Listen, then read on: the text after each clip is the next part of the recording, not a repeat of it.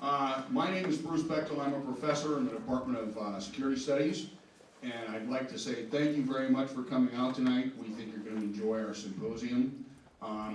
This is a special evening. We've done this 3 times in the past 5 years now.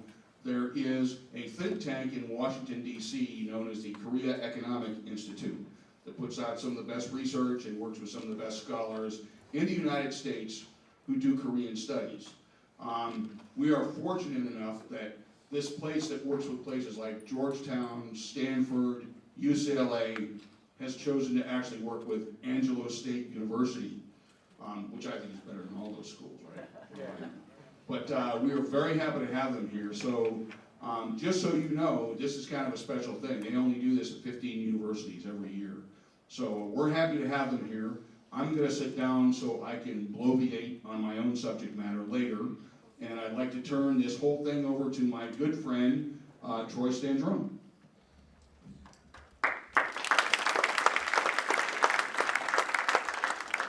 Thank you, Bruce. And we're very happy to be here, and I just have to say that we go to many schools and you don't always get as good an audience as this, so thank you for coming out, in the evening. We're here to talk today about North Korea. In the last year, actually less than a year, we've seen 2 North Korean nuclear tests. We've seen multiple ballistic missile tests. The challenges that the United States faces, the Republic of Korea face, Japan face, and others face from North Korea have grown significantly in recent years under Kim Jong-un. At the same time, the problems and the challenges that we face with North Korea are not simply based on the Korean Peninsula. They are a global challenge. There are challenges of proliferation. There are challenges of potentially the development of intercontinental ballistic missiles. And we're here today to talk about these challenges, what the political dynamics behind them are, how we perhaps can address these challenges. With that, we have 3 very experienced and deeply knowledgeable experts with us today.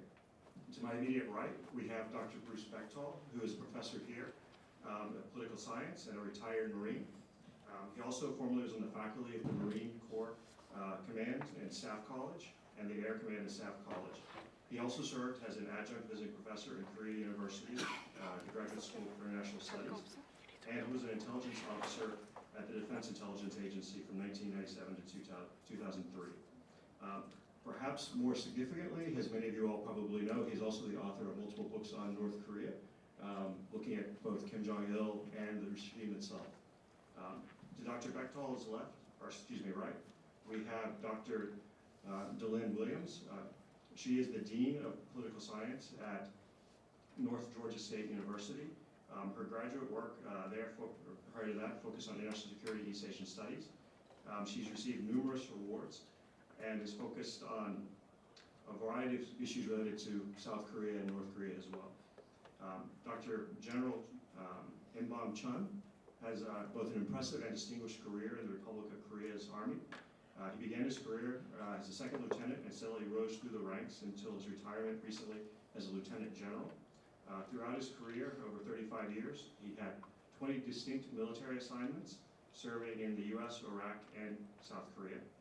He also served on the ROK U.S. Combined Forces Command. General Chun's service to the Republic of Korea and to international peace have made him a highly decorated officer with more than 50 awards to his name, including a presidential citation and a Bronze Star from the U.S. military. With that, we'll begin with Dr. Williams. Thank you very much, and thank you so much for coming to spend your evening with us. Some of you might have been lured here by extra credit. Those of you know who you are, but I still appreciate you coming here. So thank you so much for coming, and I wanted to tell you a little bit about my part on the panel. I was never in the U.S. military. I teach at a senior military college now. However, I don't have that kind of background. So what I'm bringing to this conversation is really about policy. And I hope that throughout my comments you'll be able to set the context for the comments that follow, and the comments that you'll find out a lot more about North Korea and the relationship between North and South. So I want to tell you a little bit how I got into Korean studies. I'm not typical of someone who is focused on Korean studies, but what brought me to this was really to try to understand how a people that dealt with a looming threat for over 50 years kept going. how do you understand the policy and politics of a country that has to deal with that threat consistently? Everything that goes on through that lens then frames much of what South Korea does with the rest of the world. And I was really intrigued by that in graduate school, and then that's what drove me to my interest in Korean studies. And what I want to talk about is, we know from international relations that the survival of the state is paramount. We know that states want to survive. We also know, however, that if you've ever been under threat, the longer and more constant that threat is, sometimes the harder the vigilance is. And that you lose track of goals, and you lose track of some priorities. So because of that, I think that the best way that I could understand what was going on in Korea is I use a spinning plate analogy. So if you've ever watched any juggler spin plates, right? Have you ever been fortunate enough to see that? So there are long sticks, and they start one plate spinning, and then they start another plate spinning, and then they start another plate spinning. Well, for me, there are really 3 plates that are spinning all at the same time. And those 3 plates are relations with North Korea, the overall foreign policy of the Republic of Korea, and domestic politics. What I think is most fascinating is not only are these plates spinning, but they're being juggled. And so because of that, sometimes some of those plates have priorities over others at certain times. So this is what brought me really to an interest in Korean studies. And I was trying to understand really, how do I frame Korean foreign policy, South Korean foreign policy for you today?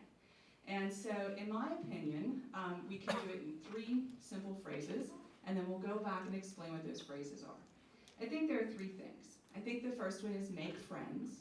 All right, well, isn't that really simplistic and non-realist? Yes, it is in certain ways. Second, stay strong. And third, carry on. Carry on, I think you'll find, is the most difficult of those 3 phrases. So let's start with kind of an understanding of South Korean foreign policy and the concept of this rather small state existing in an anarchic system surrounded by much larger powers, and also trying to place themselves between, of course, the Chinese, the Japanese, and the Americans.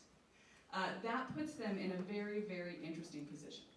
Now, the thing that I think we can understand from this is that if foreign policy is really about making friends, we have to recognize that not all friends are the same, right? Some friends are those that you call to help you move. They're the best ones, just so you know, right? Okay, so some of those friends are those that might help you study for an exam. Some of those friends provide other things for you. So when we think about foreign policy, we have to think of countries trying to weave together relationships. And these relationships are things that they believe are in the best interest of the state, okay? So I'm going to talk to you a little bit about some of this process that South Korea has gone through that I feel has enabled it to survive and not only thrive when it's dealing with this constant looming threat. I think that one of the big things that was really important was a foreign policy known as Nordpolitik. This policy was under No Tae-woo, and this foreign policy allowed South Korea to expand its relationships. It expanded relationships at the time with China, Vietnam, Iraq, Iran. In many ways, it helped the Korean foreign policy grow, particularly in the wake of the Seoul Olympics and a variety of other things. Korea was really trying to figure out how it could expand its foreign policy to make connections that then those economic connections could help leverage in their conversations with the North. It was fairly successful at the time. It was very expansive, and it started to change, in my opinion, how the South Korean peninsula saw itself. The next major, I think, movement in foreign policy was something called Segewa, okay? It's a concept of globalization. And the idea was that South Korea was going to become part of this globalized world as a major player. Some saw it as really too ambitious before its time. It had a lot of issues. But I think the interesting part for me, as someone who studies foreign policy, was that Segewa was really this time period of amazing hopefulness. an idea that South Korea could be a true middle power, that it could leverage between Japan and China, and that it could grow beyond the concept of a client state, right? There was a lot of backlash at the concept that Korea would still continue as a client state of the United States, and that still is part of South Korea's foreign policy, I think, today. So the things that were accomplished under this time period were a real drive for OECD membership, a real drive to really place a Korean voice in the world. And I think it was important in the development of South Korean foreign policy. However, one of the backlashes from that openness was a desire and implication of amazing competitiveness economically. So many theorists look back and say Korea wasn't ready for that quite yet. And there was a backlash due to the East Asian financial crisis that followed after that. And so understand that, in my opinion, this is all attempts to make friends. Okay, build a foreign policy that enables them to triangulate sometimes against the North Korean threat. The next big policy that I'm sure all of you have heard of is the Sunshine Policy, right? And the Sunshine Policy was all about trying to bring out the sun. Okay, remember the sun and the wind are battling, and the sun bets the wind that he can get the jacket off the man, and the wind bets the sun that he can get the jacket off the man. And so because of that, the wind blows as hard as it can with as much vitriol and violence as it possibly can, and all that happens is the man holds the jacket tighter, right? However, the sun comes out, right? And the sun just blazes and blazes and blazes, and the man takes his jacket off. So the concept of the Sunshine Policy was really to try to have a lot of outreach towards the North Koreans at that time. Some thought it was too naive. Some thought it made great progress. It was interesting, we'll say, at the time. The other interesting thing to understand is while these plates are spinning, they're not the only plates that are spinning in the international system. When South Korea was attempting the Sunshine Policy, we had President Bush at the time, who referred to, of course, North Korea as part of the axis of evil.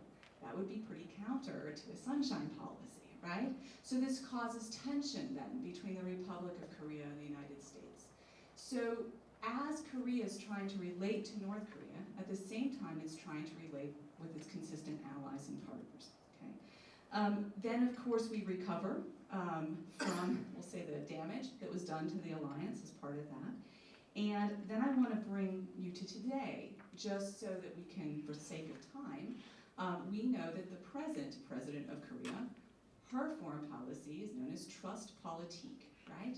And to me, it's somewhat similar to a US foreign policy at the time that once was known as trust but verify. If you remember Ronald Reagan and his trust but verify statements, right?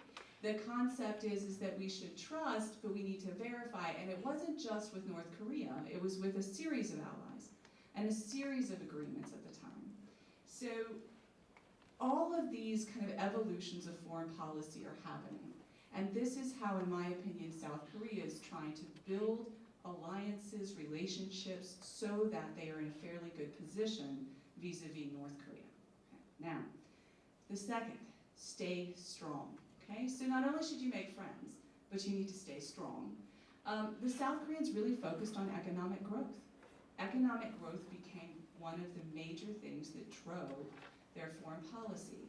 When I was writing my dissertation, I was fortunate enough to be in Korea and do some interviews with KOTRA and other agencies, and they were very, very interested in this economic-driven foreign policy. Well, the economic-driven foreign policy has resulted, if you study Korea, in a variety of trade agreements, a variety of investments. Right? Only a few months ago, South Korea invested $25 billion into Iran, right, to build infrastructure and to build railroads and to build a variety of dams and other things, because they need their economy to remain strong. If their economy remains strong, then it is easier to look like a great alternative, right, in comparison to North Korea. So this trend has continued. There's been the regional comprehensive economic partnership that they've been working on, free trade agreements, not only with the United States, right, the Republic of Korea-US free trade agreement, but they're also working on a trilateral free trade agreement with Japan, China, and Korea. All of these, in my opinion, are about staying strong. Now, the last one, which is essentially a concept that we need to carry on, I think there are challenges here. And I think that one of the major challenges are that South Korea is really, really developing as a civil society. Increasingly, South Korea has become significantly more democratic since 1987. As that happens, elements of civil society are going to clash regarding the direction of foreign policy. They're going to clash about how they should deal with North Korea. They're going to clash about a variety of things because, in my opinion, that's the beauty of democracy, right? So when we look at the theory on how you really drive foreign policy, I think Joe Hagan gives us some good things to look at. So I'm going to talk about 3 things that he talks about, and then we're going to try to put this in a context. I think he says, listen, you have to get foreign policy done, right? In order to get it done, you really have to figure out the strategy that you're going to enact with your domestic population. And he said the first thing is, you can always accommodate your opposition through negotiation. The opposition domestically through negotiation. Anytime you sign a treaty, somebody's not going to like it, right? So you have to bring the opposition in. And so you can do that. The problem is if the opposition is really against that treaty, they're going to just stall it and stall it and stall it and stall it until you get to paralysis. And we can see that in our own Senate, right? And we can see that in Congress and how they balance against the presidency. The second thing is the government seeks to neutralize the ability or desire of the opposition to challenge. So if you can co-opt the opposition, you can do pretty well too. But the opposition has to think, okay, we're just going to go ahead and head in that direction and we'll give up on that issue. The third thing is the government can create a strategy to mobilize the public, and you mobilize the public against the opposition. And you mobilize the public and say that the executive branch is really the only group qualified to enact this foreign policy decision. And so when we look at South Korean foreign policy, in my opinion, what we are seeing is tensions domestically, tensions in the ability to carry on in some ways. And we saw this by President Park's loss of the majority party, right? The majority party lost in the most recent elections. And because of that, she is really a lame duck president, right? She is marking time to the end. I think that the issue becomes that the South Korean people have not agreed in some ways about the threat, the level of the threat, and what is the proper foreign policy context to deal with that threat. In my opinion, South Korea lives in an incredibly dangerous neighborhood under constant threat. And so because of that, the domestic issues inside the peninsula could hinder their ability to counter this threat effectively. In many ways, they've done a great job. They've survived, they've thrived in many ways.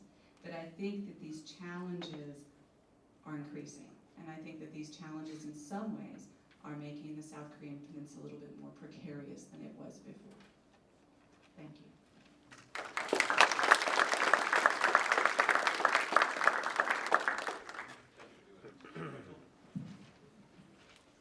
Well, I think Dr. Williams made a small mistake. She said that I had spent time in the military. That's incorrect. I was in the Marine Corps for 20 years. The world's largest biker gang amphibious spear-fed war machine. I'm proud of the time I spent there. I'm going to talk about the North Korean threat and what they've been doing over the past, really since 2013, the fall of 2013. So before I talk about the North Korean military threat, which is what I often write about, let me ask, how many of you think North Korea is a legitimate military threat, not just to South Korea, but the United States? How many of you don't think they're a legitimate military threat? How many of you have seen 3 Faces of Eve? John Woodward Academy Award-winning performance in 1958. But I digress. So let's talk about what North Korea has been doing and how it relates to the many South Korean students who hopefully are going to talk to the general tonight after come by and say hi to the general after we're done with our symposium. They've been doing a lot of things. So the first thing I need to point out when we talk about conventional forces, or what are thought of as conventional forces on the Korean Peninsula, the first thing many people think about is the long-range artillery that sits along the demilitarized zone, or the DMZ. And for those of you who have not been to Korea, Seoul, one of the largest cities in the world, not just Asia, sits 40 kilometers south of the DMZ. So they are literally within range of this long-range artillery. And the North Koreans have 240 millimeter multiple rocket launchers. Everybody knows what a multiple rocket launcher is, right? I'm seeing no reaction. I feel like I'm back in class. And the 170 is just a really long artillery too.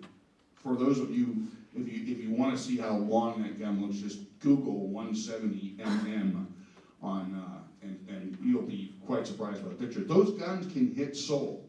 They can hit Yongsan Army Base, which is where the U.S. is centered. But more importantly, it's important for me to point out to you, the Koreans know this, I think. Most Americans don't realize we have 130,000 Americans that live in South Korea.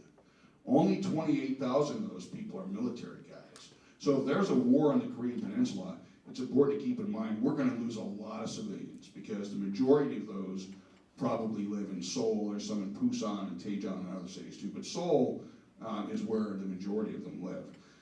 These guns, or should I say artillery systems that North Korea has on the DMZ, continue to be raised in capability and maneuver power and the way they can defend themselves. The North Koreans have continued to do that with those long-range guns, but they've also done something even more important, perhaps, and that's they've been developing a 300 millimeter multiple rocket launcher system, which means now they can't just hit most of Seoul, they can hit all of Seoul, and they can target targets south of Seoul, to include Camp Humphreys, where we have a great many Army guys right now, and we're moving a whole bunch more down next summer. So something to think about. But one more thing, we're going to talk about these long-range artillery systems. There is a factor there that makes this even worse, and that's certainly the 240s can be, which is a multiple rocket launcher system, can be equipped with chemical weapons. So imagine these shells raining down on Seoul with hundreds and hundreds of shells being shot all at the same time, and they're filled with chemical weapons. So if it doesn't actually kill a bunch of people, it's going to scare the bejesus out of a whole lot of people and create panic in Seoul, and then the attack could ensue. So something to keep in mind. How many people here have been watching missile tests that the North Koreans have been doing? A lot. Wow, I'm surprised. The guy in the beard, you don't count. You're one of my students. But they've been doing a lot of missile tests. And let me just talk briefly about those missiles. Everybody knows what a Scud missile is, who's old enough to remember the Gulf War, which is about a third of you in here, and God, I feel old. I was a gunnery sergeant when that war was fought. So the Scud missile, is a very inaccurate missile. It's basically so inaccurate that you don't use it against military targets. You fire it at cities, which, for example, is what the Russians did when they were fighting the Chechens. They just basically posted their Scud units outside the city limits of Grozny and shot Scuds into Grozny until the Chechens said, okay, we give up, we're tired of, all the fires and the death and destruction and all the gratuitous stuff that goes with that. The North Koreans have more than 200 Scuds. They can be equipped with nuclear weapons. I would guess the majority of them are equipped with chemical weapons. Either one is bad, either one will cause a lot of casualties. They're not accurate, but they can be aimed at cities, and that's likely what the North Koreans will do. Another missile that I would like to talk about that they've been testing recently is the Nodong. So if one wants to understand North Korean missiles, it's very easy to understand them. They took a Scud that they bought from Egypt, not the Russians, Egypt in 1979, and then they said, well, if we make it longer, it'll go farther. So then they made it longer, and then they made it longer again, and then they made it longer again, and then they put some other stuff on it and called it, or we call it, a no-dong. The no-dong has a range of 1,300 to 1,500 kilometers and can hit Tokyo. It can also hit Camp Butler. For you, any Marines in the audience? No? Okay. Okay, so make sure you have adult supervision. You know, it can hit Tokyo and can hit Camp Butler. Of course, I was at a conference in Japan in July, and the Japanese were very concerned about the no-dong and ballistic missile defense. And I said, well, you know, I don't know why you're so worried. I mean, you got Godzilla, he can just bat them down.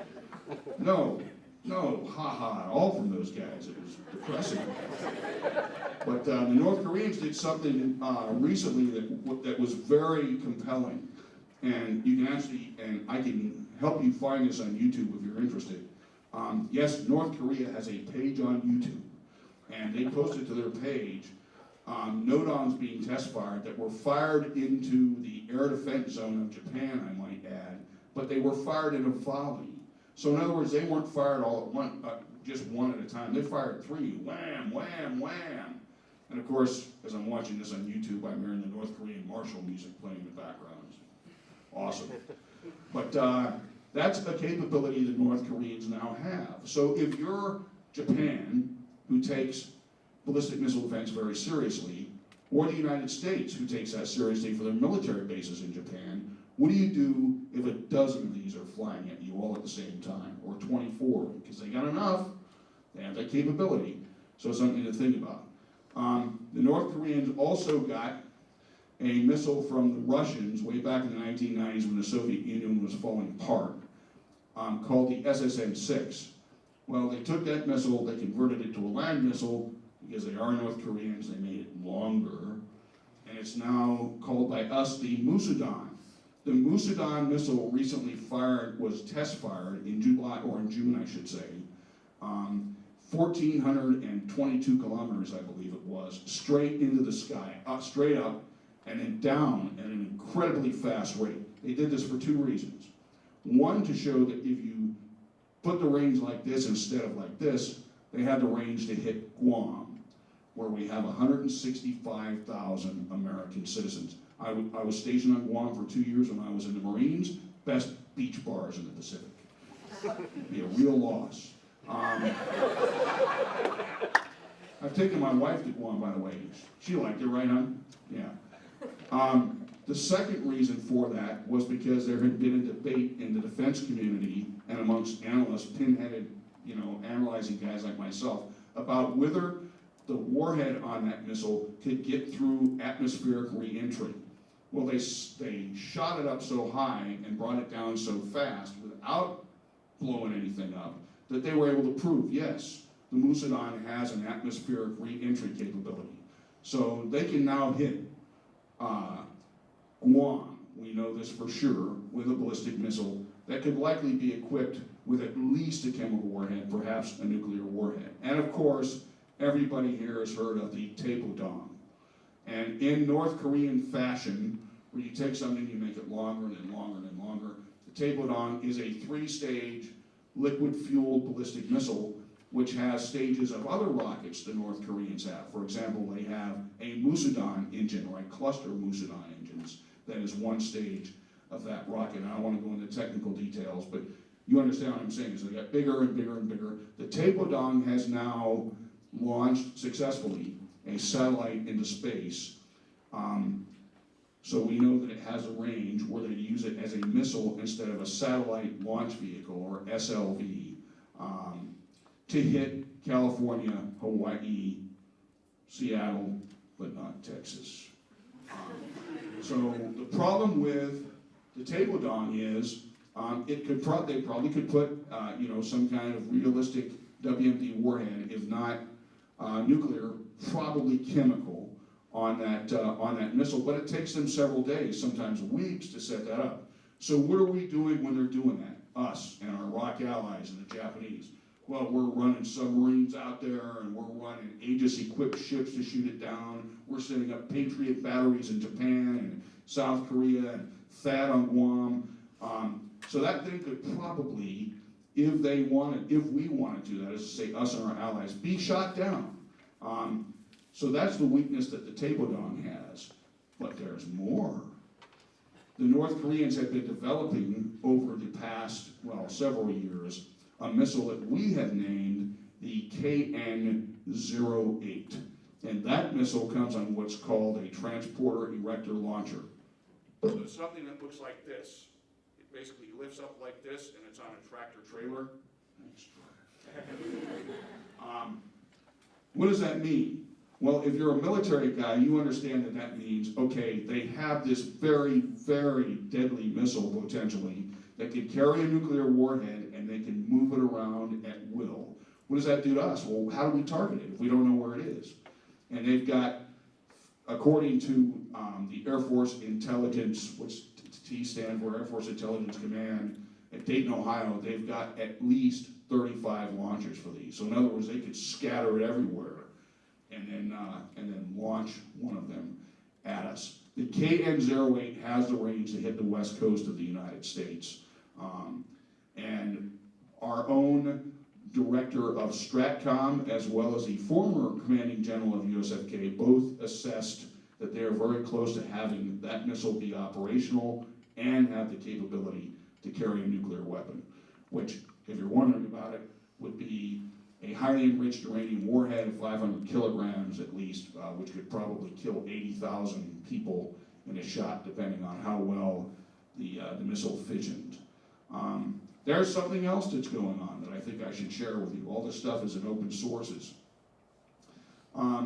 In the Washington Free Beacon, which is a relatively unknown newspaper in Washington, D.C., read by conservative people, so I'm giving myself away. They had an article way back in 2014 talking about the fact that North Korea and Iran were developing an 80-ton rocket booster for a long-range ballistic missile. The U.S. government said nothing until 2016, when the U.S. government had concluded an agreement with the Iranians on their nuclear program. Now later, we found out there had been shipments going back and forth between North Korea and Iran of all kinds of things, including missile-related things, including this 80-ton rocket booster for a long-range rocket. How do we know this? Because in January of 2016, after the agreement had already been concluded, our own Treasury Department sanctioned the North Koreans and the Iranians, and were very specific, the individuals that went to North Korea, what they were doing over there, and specifically this 80-ton rocket booster. What will this 80-ton rocket booster do? Well, it will certainly help North Korea have more powerful ballistic missiles, or ballistic missile, depending on what you're talking about. But at the same time, it will help Iran to have the same capability. Iran already has the capability to hit Tel Aviv in Israel, where I was in March of this year. How do they get that capability?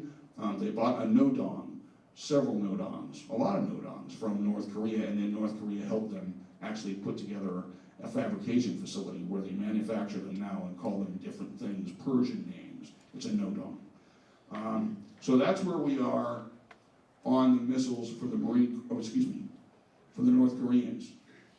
I hope that you're concerned about this. I hope you find this to be compelling, because it is. It's real, and we're going to see more of it over the next year or so, and we're going to see all of this stuff that I'm talking about, what hasn't already been proliferated, is likely to go to Iran. Some of it's likely to go to Syria, and the conventional war systems that North Korea builds go all over sub-Saharan Africa, including Ethiopia, which is one of their biggest customers in Africa. So please keep that in mind.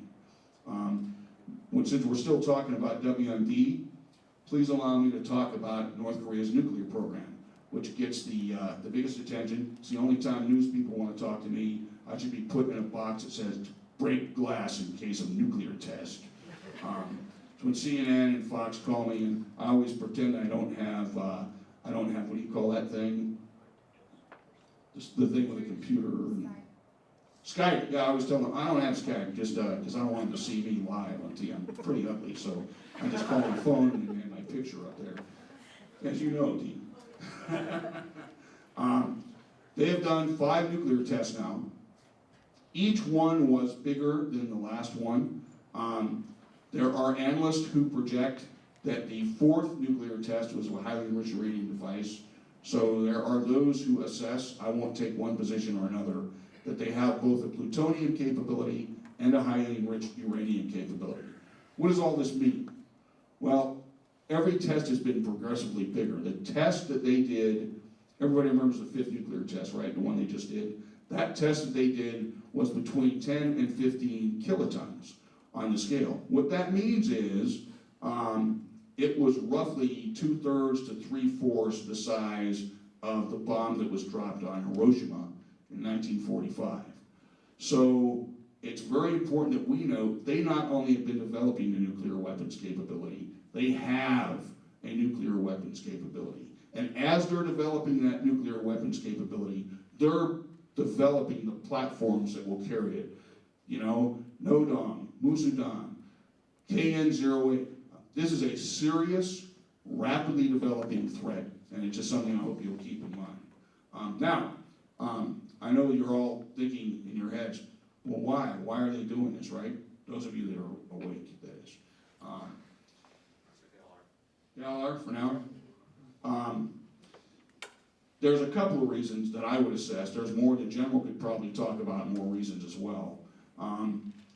First of all, and I think many people appreciate this, a friend of mine named Pak Soon Jae, who's a mutual friend of all of us here, he and I were eating Thai food with my wife at a restaurant in Columbia Pike, half owned by Koreans, half owned by Thai people, because a Thai guy married a Korean woman, and awesome food if you ever, anyway, I digress.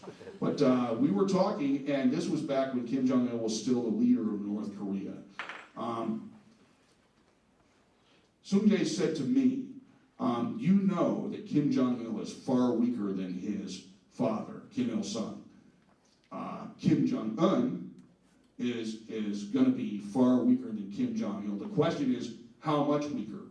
And how much weaker he is will depend on how strong the regime is. I know there's some disagreement among us. There are those of us who are saying, who will tell you his regime is very strong. I'm sorry. I have to disagree. I think there's too many signs of instability in that regime where we continue to see them. And we can argue about that during Q&A if you want. But the bottom line is, one of the possible reasons for this is because 3 key pillars of institutions in North Korea: the party, the military, and the security services.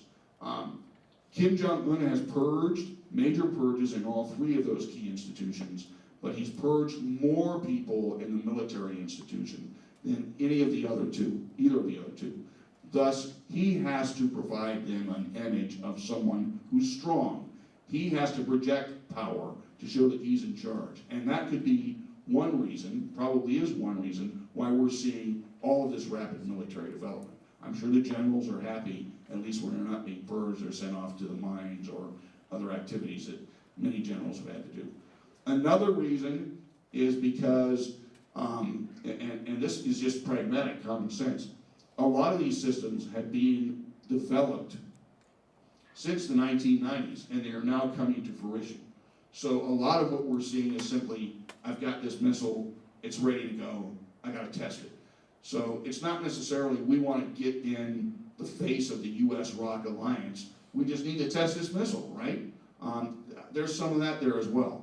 And a lot of that is also, I would have to say, and this is more ambiguous, envy with what's going on in the South. You know, you heard Dr. Williams talk about all the great developments that South Korea has gone through. You know, newsflash, North Korea is not doing that. So, you know, it's part of that I think is involved.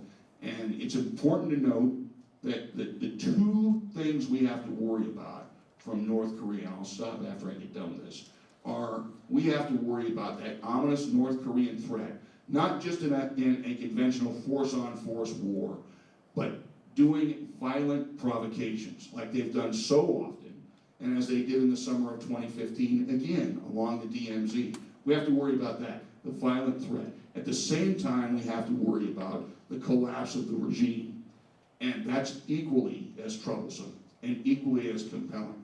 So you have military guys in Washington, in Seoul, in Hawaii, who have to plan for both things. The not imminent, but possible attack, and C, the possible collapse. So I'll just end there.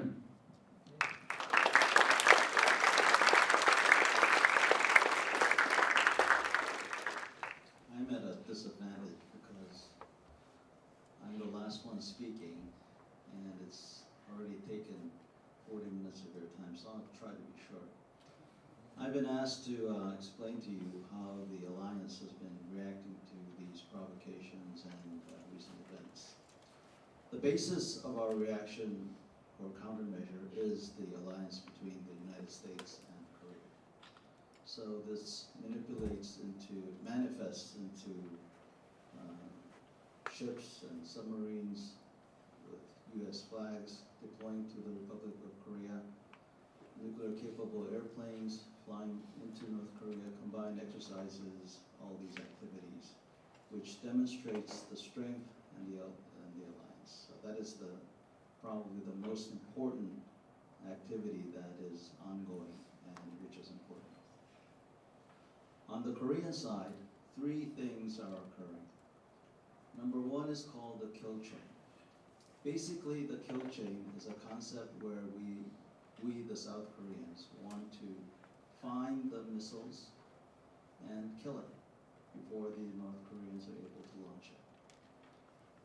The second pillar is the KAMD, the Korea Air Missile Defense Structure.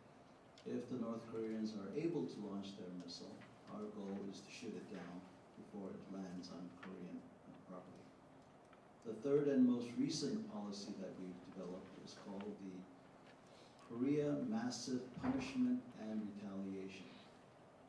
So all of these acronyms start with the K, so it should be quite easy for you to memorize.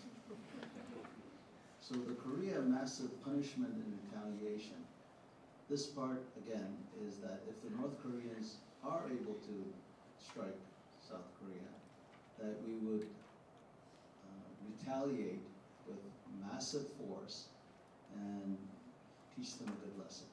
So these are the main 3 concepts. With these 3 concepts, there's a lot of skepticism within South Korea, whether it's going to be feasible. In other words, will we be able to know where these 45 tells are?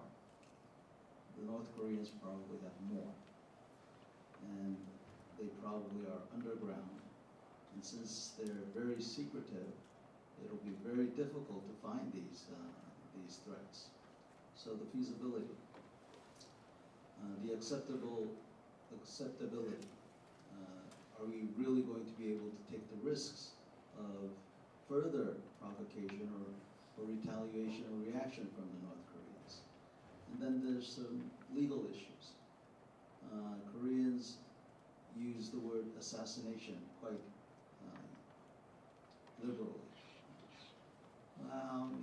Governments using that word in international arenas might not be that good of an idea, especially a country like South Korea, where we do have to abide by international regimes.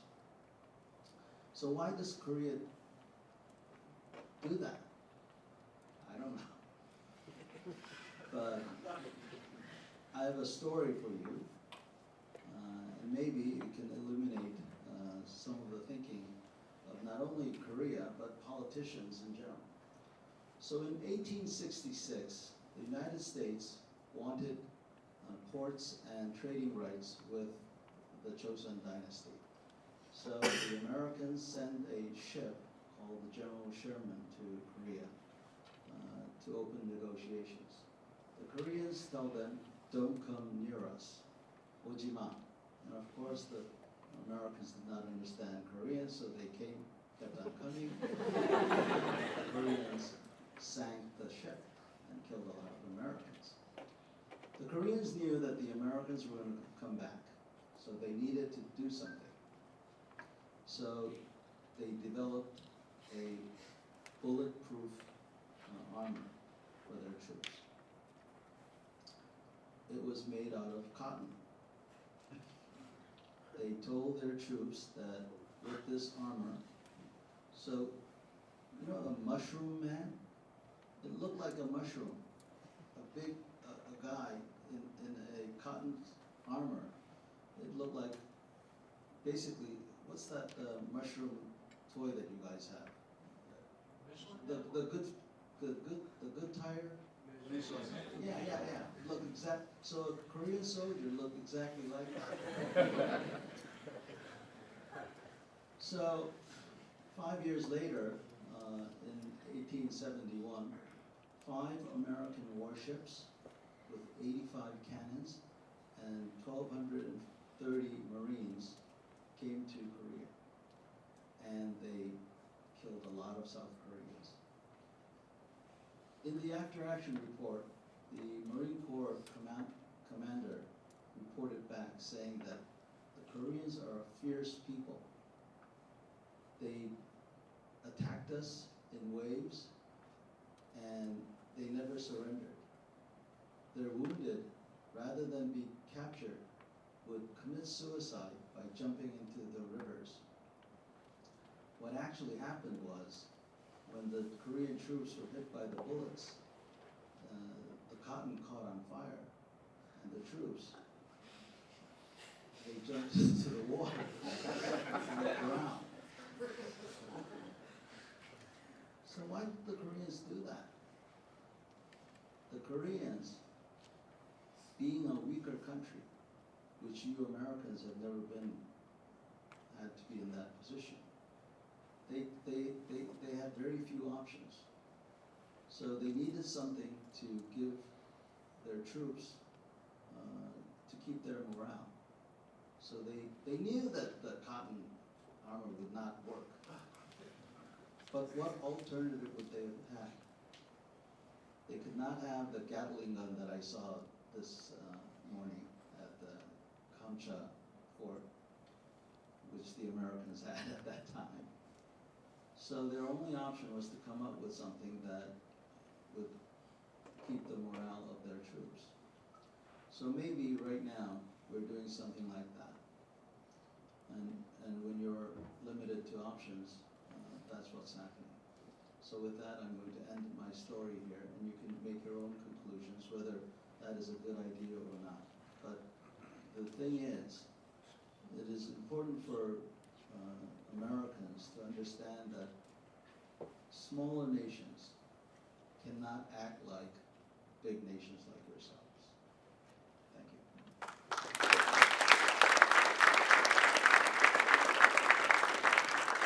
You know, we're going to do Q&A in a second, but General Judge is going to love this. My master's thesis at Catholic University was on the battle he just described, which you Koreans know as Shinmi-Yangyo Asumika. Okay? Americans know it as the 1871 Battle of Kanwa-do. And do means island, or a small copper coin in Korean. And there were 11 Marines who won the Medal of Honor at that battle. Something I'd like to point out is you don't take a knife to a gunfight. And in that battle, the U.S. Navy had just developed what was called the Remington Rolling Block Rifle.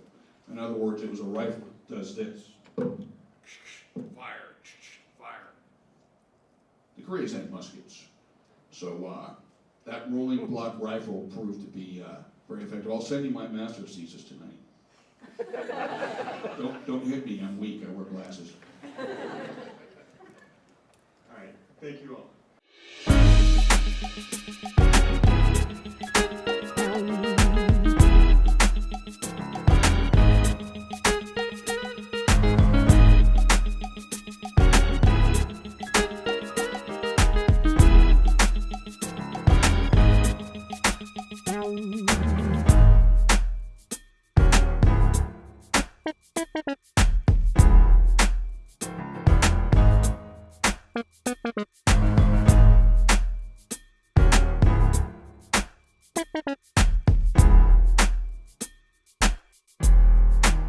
Thank you.